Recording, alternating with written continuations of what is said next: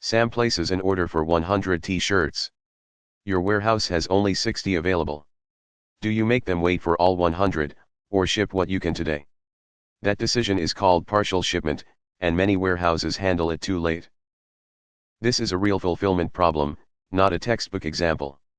Sam's sales order is for 100 t-shirts.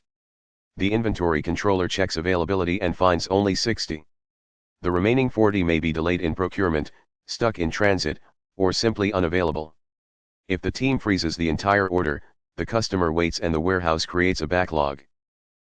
Partial shipment means the warehouse ships part of the order now and sends the rest later.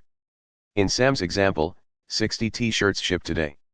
The remaining 40 are backordered, tracked, and shipped as a second batch when stock arrives. The important point is control. The remaining quantity cannot disappear into a spreadsheet. Now compare this with a full shipment. In a full shipment, the warehouse waits until all 100 t-shirts are available, then ships the order in one complete batch. In a partial shipment, the WMS allows 60 to move now, while 40 remains open as a controlled back order. So full shipment is simpler, but slower when stock is short. Partial shipment needs cleaner tracking, but it protects the customer promise. Warehouses use partial shipment for 3 common reasons. First, part of the order is not on the shelf. Second, replenishment is delayed. Third, the customer needs the available quantity now. Instead of holding the whole order hostage, a mature WMS moves the ready quantity and keeps the balance visible. A good WMS does not treat this as a casual manual note. It tracks the split using 2 levels. The partial shipments record is the parent, shipment sequence, shipped quantity, remaining quantity, and reason. The partial shipment lines record is the SKU level truth, ordered quantity, shipped quantity, and remaining quantity. Here is the workflow from start to finish. Sam places the order. The inventory controller checks stock. The system detects insufficient stock.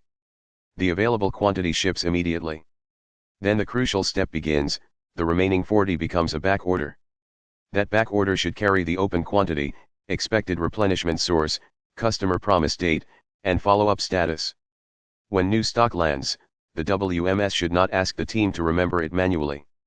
It should trigger the second shipment and close the remaining obligation cleanly. This is not only a back-end process. It changes how the customer feels about your brand. They receive available items faster, they see progress instead of silence, and your fulfillment team stops treating short stock as a dead end. The order moves from stuck to partially complete. Quick check. Sam orders 100 t-shirts, and only 60 are in stock. What should the warehouse do? Which record tracks SKU level shipped and remaining quantity? And what does shipment 1 of 2 actually represent? The answer is, ship the 60 now and backorder the 40, if the customer and business rules allow it. The SKU level detail belongs in partial shipment lines. And shipment 1 of 2 is a specific partial shipment record, not the full order and not just a tracking label. Here is the recap. Partial shipment is used when the full order cannot ship today, but part of it can. The available quantity should move now. The remaining quantity must stay traceable.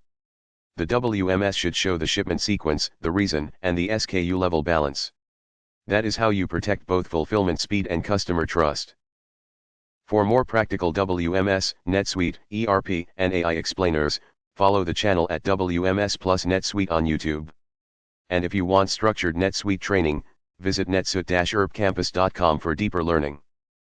If this made partial shipment clearer, like the video, share it with someone learning warehouse operations, and subscribe to WMS plus NetSuite for more WMS, ERP, and AI content explained through real use cases.